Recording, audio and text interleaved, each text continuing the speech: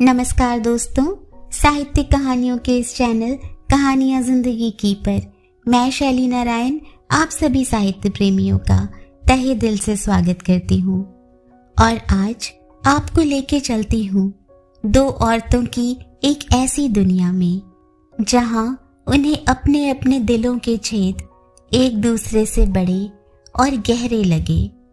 लेकिन जिंदगी क्या किसी को भी मुकम्मल जहां देने की गारंटी देती है? कहानी का नाम है अपने अपने छेद और लेखिका है सुश्री अमृता प्रीतम जी। आगे बढ़ने से पहले आप सभी से हमेशा की तरह अनुरोध है कि अगर चैनल पर पहली बार आए हो या अब तक ना किया हो तो चैनल को सब्सक्राइब जरूर करें। आइए कहानी को सुनते हैं।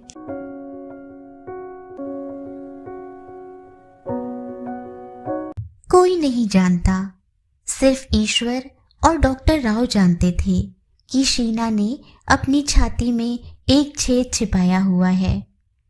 जिस दिन डॉक्टर राव ने वीरेंद्र के एक्सरे सामने रखकर उसकी पत्नी को अकेले में बुलाकर कहा था, मैं कह नहीं सकता वीरेंद्र की जिंदगी के और कितने दिन बाकी हैं। हो सकता है कुछ महीने और बीत जाएं, पर हो सकता है सिर्फ कुछ दिन ही। दिल के चारों हिस्सों में जो कनेक्टिंग वॉल्स होते हैं उनमें से एक में एक छेद है जो कुछ हफ्ते पहले के एक्सरे में भुलावे जैसा बारीक था, पर इस बार के एक्सरे में विश्वास के समान बड़ा हो गया है। और डॉक्टर राव ने ठंडी कारोबारी आवाज में कहा था, अगर यह छेद उसी तरह बारीक रहता तो उसे थकान की शिकायत तो रहती ही, पर हो सकता था कि वह कई साल जीता रहता। पर डॉक्टर को पर के आगे कुछ कहने की आवश्यकता नहीं थी। शीना ने जान लिया था कि छेद बड़ा होता जा रहा है और इस छेद में से वीरेंद्र के सांस झिरते जा रहे हैं। और उसने जब डॉक्टर से कहा, अगर किस्मत ऐसी ही है तो आप एक काम कीजिए, उसे इसी तरह गूंगी रहने दीजिए जैसे वह कई महीनों से है। आप वीरेंद्र को कुछ ना बताइए। अब चाहे कुछ ही महीने बाकी हैं या कुछ ही दिन, मैं उसकी आखिरी सांस तक उसके साथ इस तरह जीना चाहती हूँ जैसे हमें मिलकर हश्र तक जीना हो। तो यह सुनकर डॉक्टर राव ने जान लिया था कि शीना ने अपनी छाती में वह छेद छिपा लिया है और उसे दुनिया का कोई एक्सरे नहीं देख सकता। शीना ने यह तो जान लिया कि मौत उसके घर का पता पूछ रही है, पर सोचा अभी जितने दिन उसे घर नहीं मिलता और अभी जितने दिन वह घर का दरवाजा नहीं खड़काती, वह उतने दिन अपने घर को इस तरह सजाना और वीरेंद्र के साथ जीना चाहती है जैसे एक मर्द और एक औरत ने दुनिया में पहला घर बसाया हो। वीरेंद्र को बिल्कुल मालूम नहीं था कि मौत जल्दी मचा रही है, तब भी न जाने उसकी जी में क्या आया। उसने सारे जोड़ तोड़ कर मेरे लिए यह मकान खरीदा। शीना सोचती रही। मुश्किल से 5 बरस की नौकरी के बचे हुए कुछ पैसे थे और कुछ उसने अपने माता पिता की मदद लेकर और कुछ दफ्तर की या छोटा सा घर खरीद लिया। और शीना को छोटी छोटी बातें याद आईं। वीरेंद्र को टसरी रंग के पर्दे पसंद थे, पर उनके खरीदने के लिए पैसे नहीं बचे। घर चाहे सिर्फ 2 कमरों का ही है, पर उसमें 20 फुट का जो बगीचा है उसमें वह कलकतिया घास लगवाना चाहता था। उसमें वह 2 रंगों वाली बोगनवेलिया की बेल लगाना चाहता था। उसके एक कोने में वह रात रानी और एक कोने में चंपा चमेली और सूरजमुखी के फूल भी। और शीना ने ट्रंक में पड़ी हुई सोने की 2 चूड़ियां बेचकर टसरी रेशम के पर्दे खरीद लिए। वीरेंद्र के पूछने पर शीना ने कहा कि मकान की चट के लिए माँ ने कुछ नहीं भेजा था, इसलिए किसी आते जाते के हाथ उन्होंने 500 रुपए भेजे हैं। शीना सचमुच मन की उस जगह पर खड़ी हो गई जहां कई झूठ भी सच के समान पवित्र होते हैं। 5 महीने पहले वीरेंद्र को बैडमिंटन खेलते हुए अचानक सांस उखड़ता लगा था और उसके बाद वह रोज शाम के समय अजीब थकान महसूस करने लगा था। कहीं कोई पीड़ा नहीं थी, पर जैसे हड्डियों में से रोज कुछ झड़ रहा हो। और अब पिछले महीने से वीरेंद्र ने दफ्तर से छुट्टी ले रखी थी। शीना नर्सरी से एक पौधा रोज खरीद कर ले आती और रोज सवेरे अपने छोटे से बगीचे में वह वीरेंद्र के हाथों से ऐसे लगवाती जैसे वीरेंद्र का एक छोटा सा अंश रोज धरती में बीज रही हो। शीना का बहुत जी करता वीरेंद्र का एक छोटा सा अंश वह अपनी कोख में भी बीज ले, पर अब बहुत देर हो चुकी थी। अब तो डॉक्टर ने कहा था कि अच्छा होता अगर वीरेंद्र ने ब्याह न किया होता। ऐसे मरीज के लिए शरीर की उत्तेजना मृत्यु का झटका भी हो सकती है। अगर मालूम होता। शीना के मन में हसरत आई, पर अब किसी हसरत में भी खो जाने योग्य समय नहीं था। अब समय केवल वीरेंद्र के मुंह की ओर ताकते रहने का था। शीना जानते हुए वीरेंद्र को भी। शीना के घर से सटा हुआ घर बहुत समय से खाली था और उसकी गैर आबादी से कभी कभी शीना को रात के समय डर लगता था। वह इन दिनों अचानक बस गया। एक औरत, एक मर्द और 2 बच्चे उसकी आबादी बन गए। शीना को दीवार के पार से आने वाली आवाजें अच्छी लगी। इनमें बच्चों की किलकारियां भी थीं और हट से भरी हुई चीख भी। मर्द और औरत की एक दूसरे को पुकारने की आवाजें भी और एक दूसरे से किच-किच करने की आवाजें भी। और शीना आबादी की इन इलामतों को देखते हुए मुश्किल से मुस्कुराई ही थी कि उसे लगा उस घर की वह आबादी अब रेंगते रेंगते दीवार के ऊपर से उतरते फिसलते इस तरफ उसके घर की तरफ आ रही है। शाम का समय था जब शीना के दरवाजे पर खड़का हुआ। शीना ने अपने पिता और भाई तक को भी अपने हाल की भनक न पड़ने दी थी। वह किसी का हालचाल पूछने के लिए आना नहीं चाहती थी। वह नहीं चाहती थी वीरेंद्र के मरने से पहले कोई उसे मरने की हालत में देखे। इसलिए इस समय किसी और का आना संभव नहीं था, सिवाय डॉक्टर राव के, जो पिछले दिनों में एक बार वीरेंद्र को इधर से आते जाते देख गया था। पर उसका दूसरी बार आना वीरेंद्र के मन में संदेह पैदा कर सकता था। इसलिए शीना को दरवाजे का खड़का अच्छा नहीं लगा, पर झिझक कर दरवाजा खोलते हुए उसने देखा आने वाला डॉक्टर राव नहीं था, पड़ोस के अभी हाल में आबाद हुए मकान की औरत थी। औरत कुछ संकोच में थी।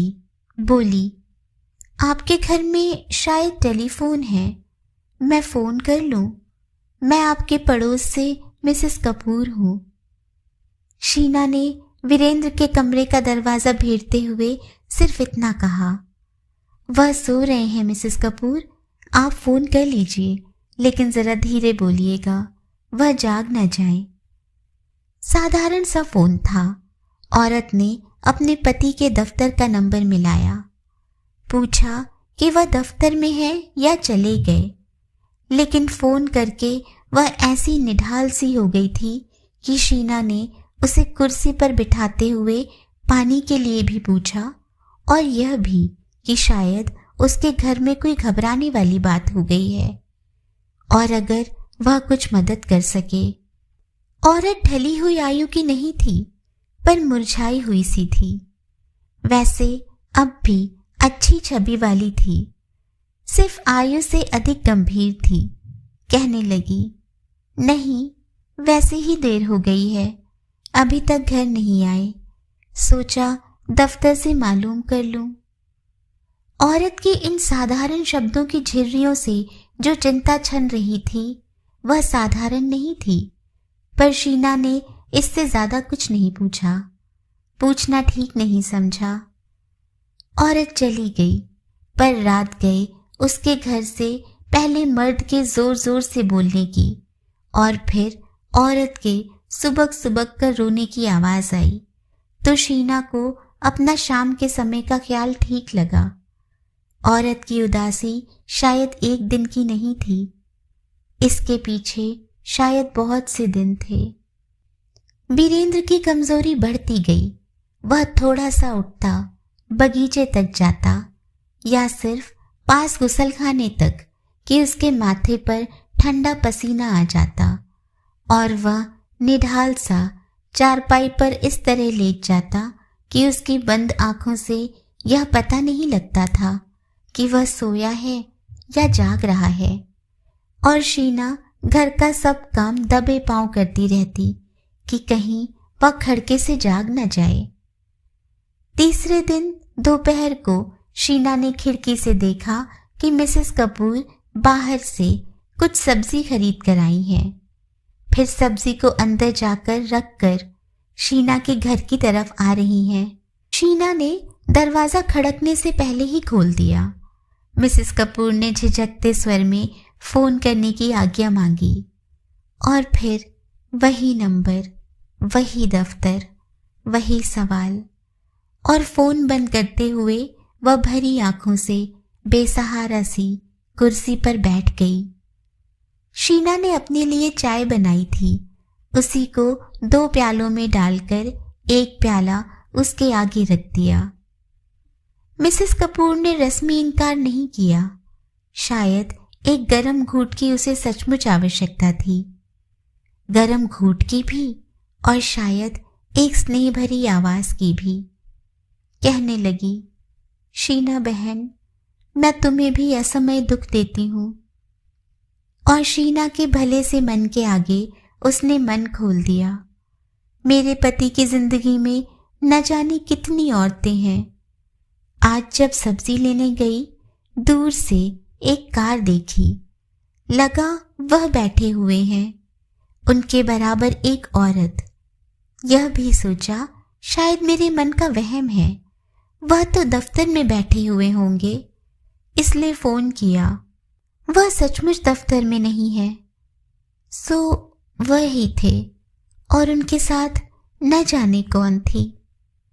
और मिसेस कपूर ने बताया कि जिस इलाके में वे लोग पहले रहते थे, उस घर के बिल्कुल पड़ोस में रहने वाली औरत के यहाँ मिस्टर कपूर ने आने जाने का संबंध जोड़ लिया था। और कहा, मैंने सोचा इस घर में बदल कर आ जाएंगे तो यह सिलसिला खत्म हो जाएगा, पर यहाँ भी क्या पता नहीं कौन है, कोई नई मालूम होती है। और मिसेस कपूर ने भरी हुई आंखों से कहा, जब शाम होती है मेरा आदमी घर नहीं आता। सोचती हूँ न जाने इस समय वह किसी के पास होगा। उनका रास्ता देखते भी रोती हूँ और जब घर आ जाते हैं तब उन्हें देखकर भी रोती हूँ। शीना का मन भर आया। इसका पति जो न जाने किस किस के पास जाता है, रात पड़ने पर घर तो लौट आता है अपनी पत्नी के पास, पर मेरा पति जल्दी वहां चला जाएगा जहां से वह कभी लौटेगा नहीं और मेरे पास इंतजार करने लायक भी कुछ नहीं होगा। और शीना के चेहरे पर जब पिलापी फिर गई, मिसेस कपूर ने अपनत्व से पूछा, शीना बहन, तुम्हारे पति बीमार हैं? मैं बहुत दिनों से देख रही हूँ वह दफ्तर नहीं जाते, कहीं भी बाहर नहीं जाते। तो शीना का मन उमड़ आया और जो मन का छेद उसने किसी को नहीं दिखाया था, मिसेस कपूर को दिखा दिया। मिसेस कपूर ने कहा कुछ नहीं, पर उनके मन में एक ईर्ष्या सी पैदा हुई। यह कितनी भाग्यवान औरत है, इसका पति आखिरी सांस तक इसका पति है। वह मरकर भी इसके लिए जीता रहेगा। यह उसकी एक एक याद को जिएगी। उसके लगाए हुए पौधों पर फूल आएंगे, इसे हर पत्ती में और हर रंग में अपने पति की महक आएगी। और शीना भरी हुई आंखों से उठकर जाती हुई मिसेस कपूर की पीठ की ओर देखती रही। मुझसे तो इसका नसीब अच्छा है, जब इसका पति आता है या उससे लड़ सकती है, उसके आगे रो सकती है। पर मैं किससे लड़ूंगी, मैं किसके आगे रोऊंगी। और शीना के कानों में अपनी और वीरेंद्र की वह आवाज भर गई। जब वीरेंद्र बाहर से आता, उसके लिए फूल ले आता, कहा करता, ओ मेरी इकलौती बीवी देख। और शीना उसके कंधे पर सिर रखते हुए कहा करती थी, मेरे इकलौते खाविंद, अपने हाथों से मेरे बालों में लगा दो। और आज बगीचे का एक ताज़ा खिला हुआ फूल तोड़कर वीरेंद्र के कमरे में रखते हुए शीना को लगा उसकी छाती का छेद बहुत बड़ा हो गया है।